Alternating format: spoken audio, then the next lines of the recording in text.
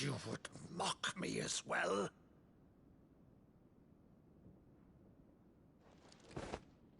It is I, Sir Crandall of Camelot, loyal servant to her serene holiness, Saint Sybil the Unshod. Meadow, thou vile sorcerer, for thy crimes against church and crown, I shall have thy head.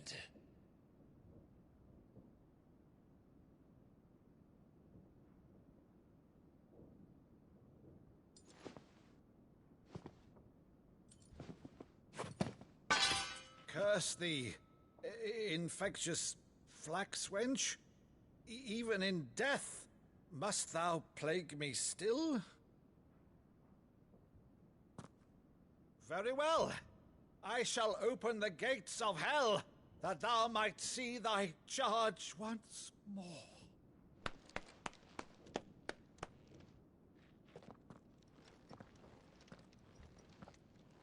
Bravo, Uncle. You're still the finest Meadow in the twins. Oh, Clive, my dear boy, it's really you.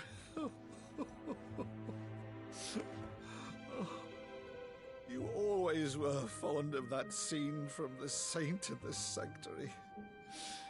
Never did let me play Sir Crandall.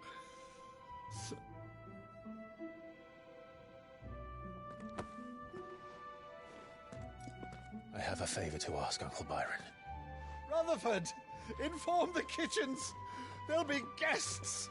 We dine immediately. But, Uncle...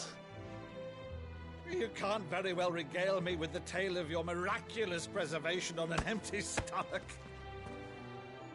Go on, sit.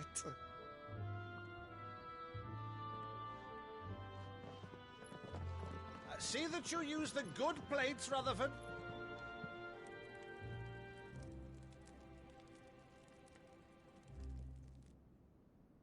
So you arrived late to one of her cullings, did you? Since becoming Vicereine, Annabella has been a constant thorn in Rosaria's side, but these atrocities are a new low. Something has changed. Quite what, I don't know, but the woman we knew is gone, and a monster sits in her place. A monster? For better or worse, I've been charged with governing this town, and thus must maintain the illusion of obedience. That's all I can do to aid Wade and his merry band of revolutionaries. So he's told us. You have risked much for Rosaria. Our nation will be forever in your debt.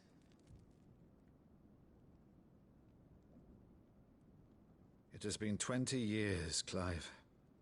The nation your father and your forefathers fought to defend is no more.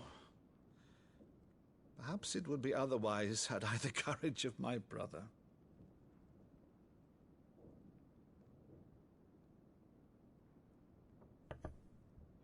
All right, if it's a ship you require, a ship you shall have. I've a galley in port, but recently relieved of her cargo. She can be outfitted for the voyage in a matter of weeks. So you believe us, then? About everything? Believe you? Ha! Only a fool would believe even half of the things you claim.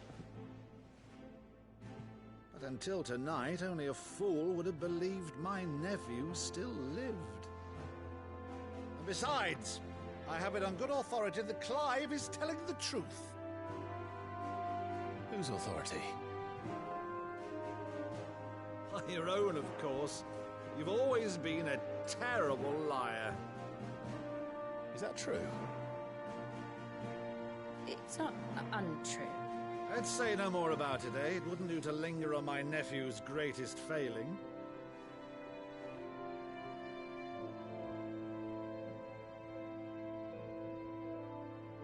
The one thing I cannot believe, though, is all this about you being Sid. You were always such a good boy, but now you're quite the outlaw. Which, if I'm not mistaken, would make me an outlaw's uncle.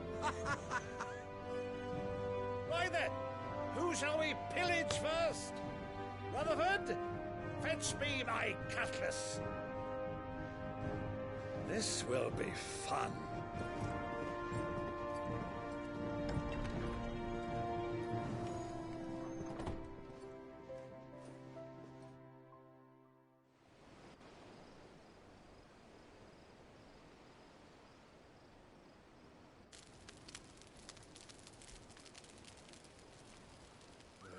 Over there. Go on. She's a fine ship, isn't she? Once outfitted, she'll bear us across the boiling sea to Drustinus in the space of 3 days.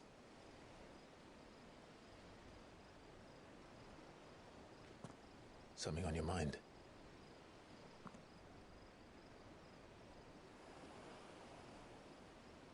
Monsters. When I served the Iron Kingdom, I did so because I saw no other choice.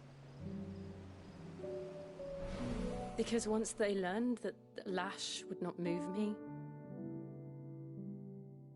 they turned it on those who could.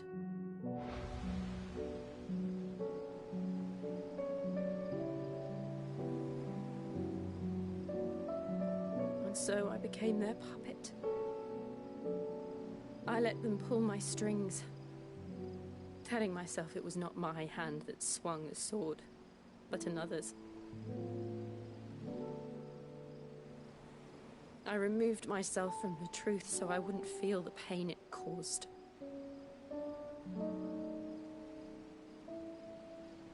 And before I knew it, I no longer felt anything. Anything at all.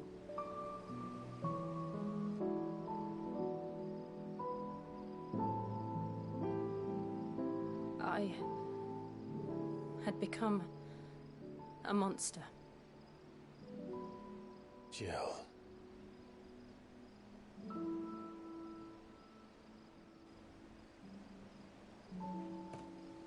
I don't want to be a monster, Clive. Do you understand? I want to choose a different path, a better path. To live on my own terms.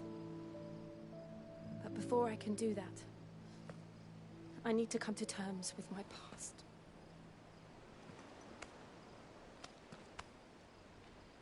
And when you do, I'll be standing there with you, just as you stood with me.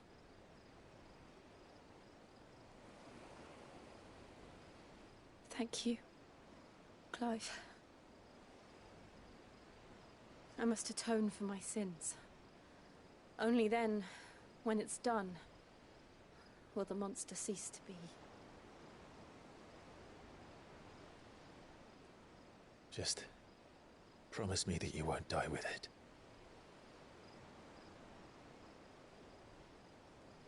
Now, let's get some sleep. The journey back to Benamir is long, and there is much to tell the others.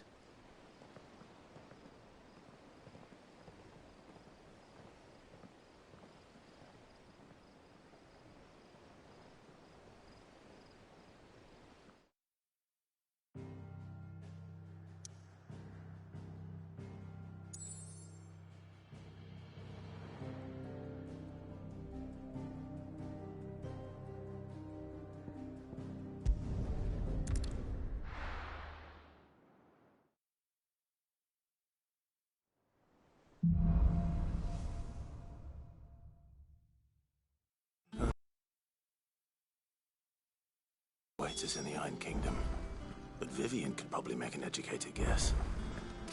Typical nobles.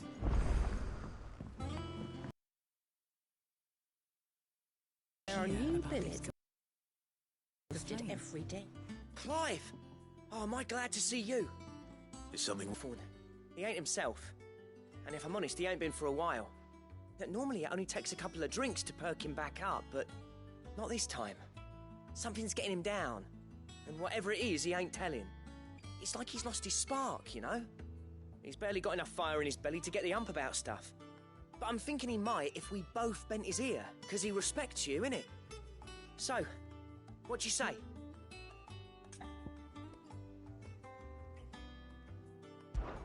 Fine. If you think it will help. I knew you'd understand. But if he doesn't want to talk, we let him be. He'll open up when he's ready. All right.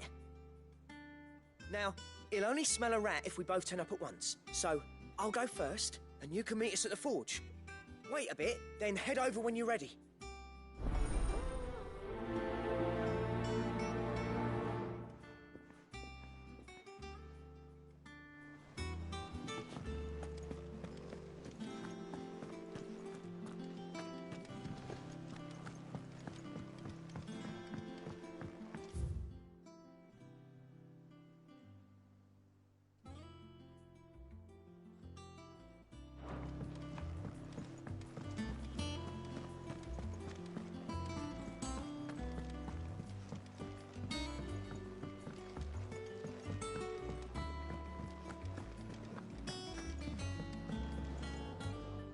I didn't take you for a scholarly van.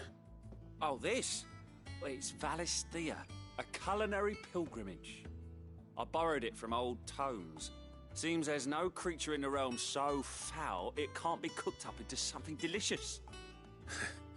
Think I'll stick to the unfoul ones, thanks. Oh, where's your sense of adventure, Sid? Honestly, one glance at these recipes, and even you would trade in your sword for a butcher's cleaver. From spit roasts to sweetmeats, this book has them all. What I wouldn't give to bring these recipes to life. If it's my blessing you're hoping for, then by all means. Well, I'm no hunter, Sid. The first tunnel worm I came across would be the death of me. But you're made of sterner stuff. Would you help me resurrect one of these recipes? Something tell... Yeah, Just... what?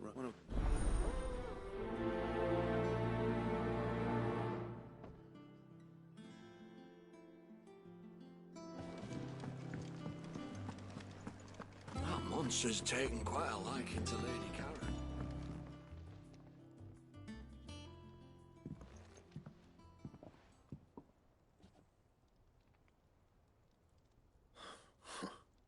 First August, and now you.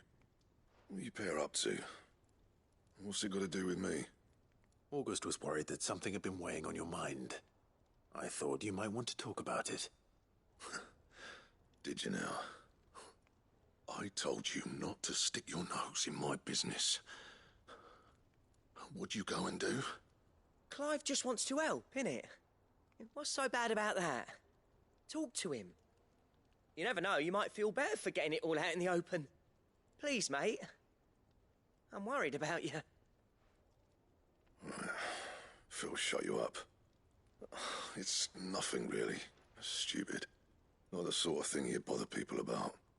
Why don't you tell us all the same?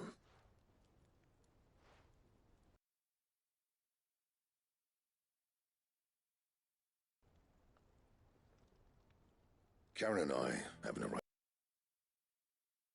And she shows me what the competition. Anyway, the other day she shows me a cuirass she's come by. Masterpiece of level work. Light, supple, and tougher than it had any right to be.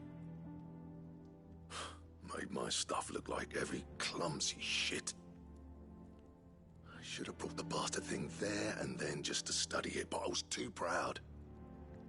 And now every time I reach for my hammer, I'm reminded that I'm not the craftsman I thought I was. There. You happy? You got what you came for. Now piss off.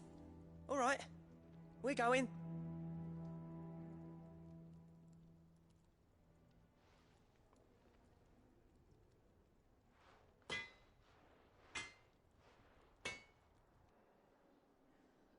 I always thought of old Blackthorn as a bit of a force of nature. Like a storm cloud full of hail. Didn't think anything could rattle him. Least of all a stupid piece of leather. Blackthorn's always taken pride in his craft. Questioning it means questioning himself. Something tells me this is only going to get worse. If he has doubts, it will affect his work, which will only add to his problems. We need to nip this in the bud. I couldn't agree more. He said he should have bought that cuirass. Perhaps we should track it down for him. Assuming you're happy to help, that is. Too bloody right I am. Glad to hear it. First things first, then. We need to speak to Karen.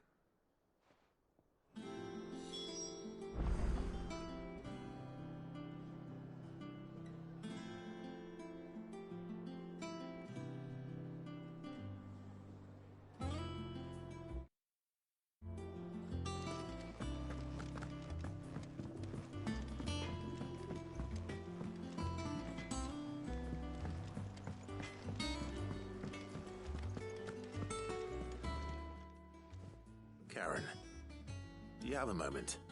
Blackthorn mentioned that you'd recently come by a leather cuirass. An exquisite example of the craft, from what he told us. And he ain't been himself since he saw it. So we thought we'd buy it for him. Sorry, sold it already. Didn't think Blackthorn cared for it the way he turned his nose up. But it was nicely put together, that's for certain. Even if the bloke who made it is a bit of an odd one. Happened across him on my travels. Makes all his stuff to order, but the fella who commissioned it refused to pay. He didn't like the colour of summit. So I took it off his hands for a fair price. You don't know where we might find him, do you? Like I said, he's a bit of an odd one. Doesn't even have a workshop. He doesn't trust hunters neither, which means he spends as much time out tracking beasties as he does working their hides. I see. He did tell me something, though. Apparently, his next commission's for a set of griffin hide greaves. Here, there's a griffin on the hunt board. The curse breakers were placing bets on who'd bag it.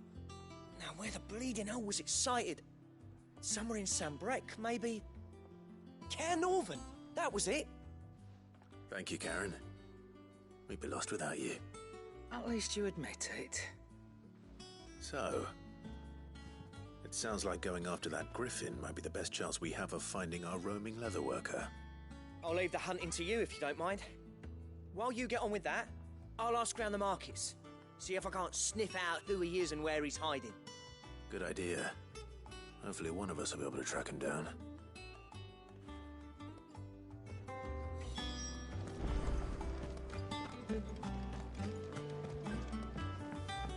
Deadlands wouldn't be half as bad with all the bloody dust.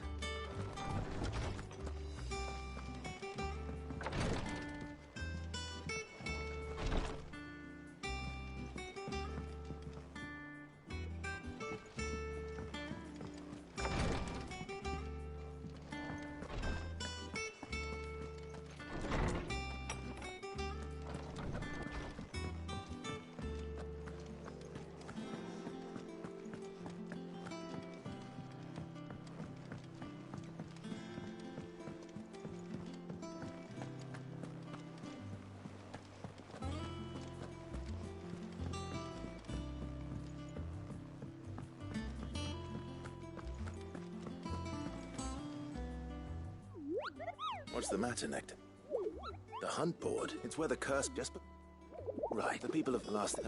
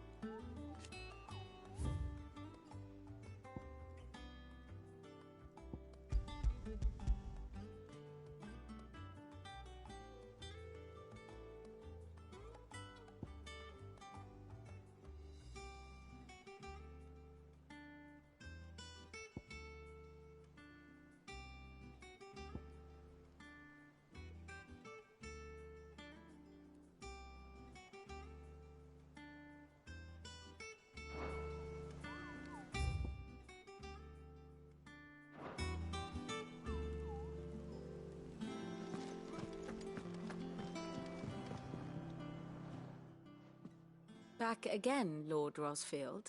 I'm touched that you should find me such good company. It is not your company, but your counsel that I seek on this occasion. Ever the charmer. What will it be today, then? The Iron Kingdom. I need to know what to expect. You'll soon be setting sail for Drake's Breath, then, I take it. The mother crystal that rises from the boiling sea. There was a time when a true-blooded Rosarian had only to brave the waves to visit it. But then the Ironblood made their move.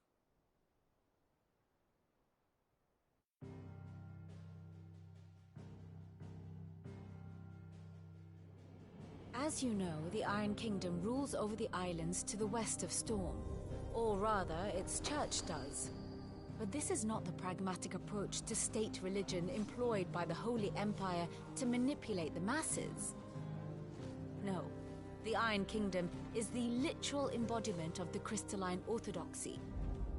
And so, if one is to understand it, one must start there. As the name implies, the orthodoxy holds the Mother Crystal sacred, and they do not take kindly to heathens plundering the objects of their worship for the means to fill washtubs and light lamps with frivolous feats of magic. Indeed, the faithful consider ether a sinful thing, a poison no less. And to them, a dominant is an instrument of evil, albeit one they have proven only too happy to turn against their enemies. Some 80 years ago, in Northern Storm, Drake's eye collapsed. Soon after, in pursuit of ether and with the blight at their backs, the Northern Territories descended upon the Grand Duchy of Rosaria. And when the Shields of the Flame marched north to meet them, the Iron Kingdom spied an opportunity. A few short days later, the Crusaders landed on the island of Mount Drastanus, home of Drake's Breath, and plucked it from the Duchy's grasp. Rosaria tried to reclaim it, of course, but to no avail. I doubt more than a handful of Duchy men have set foot on its shores in your lifetime. Nor are they like to again, under the Empire's stewardship, meaning the Iron Blood will keep their island, and with it, the foothold they need to march on mainland soil when next they spy an opportunity.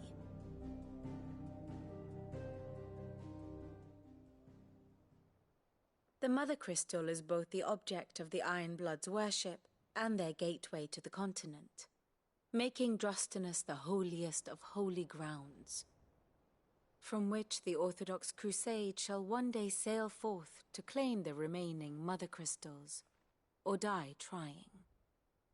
My father and my grandfather both traded blows with the Iron Blood for control of Drake's Breath. Had things unfolded differently at Phoenix Gate, we would have sent our entire fleet against them. But instead, they sent their fleet against Rosaria, sacked the capital, killed the men, and captured the women, including Jill. I'd say you'd be forgiven for wanting a little revenge, Clive.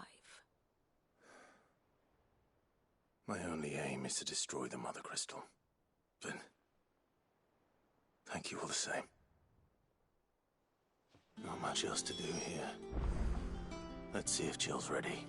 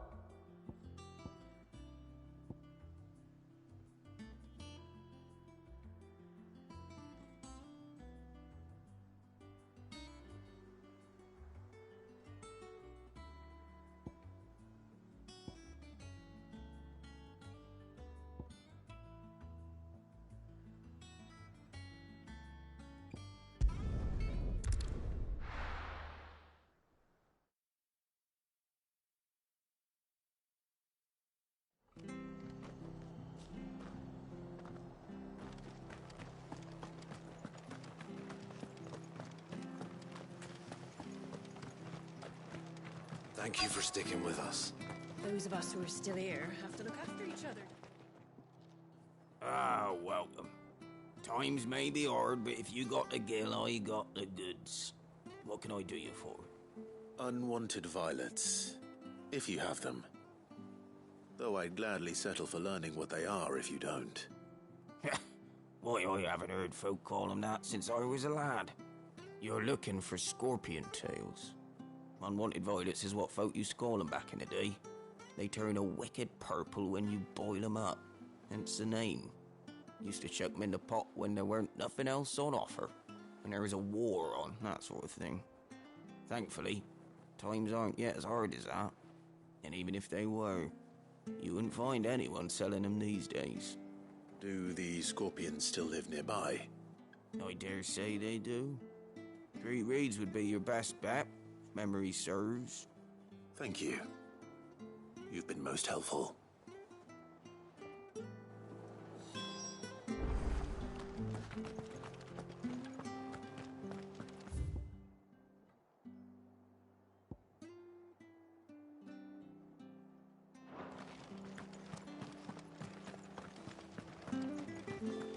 Stay sharp.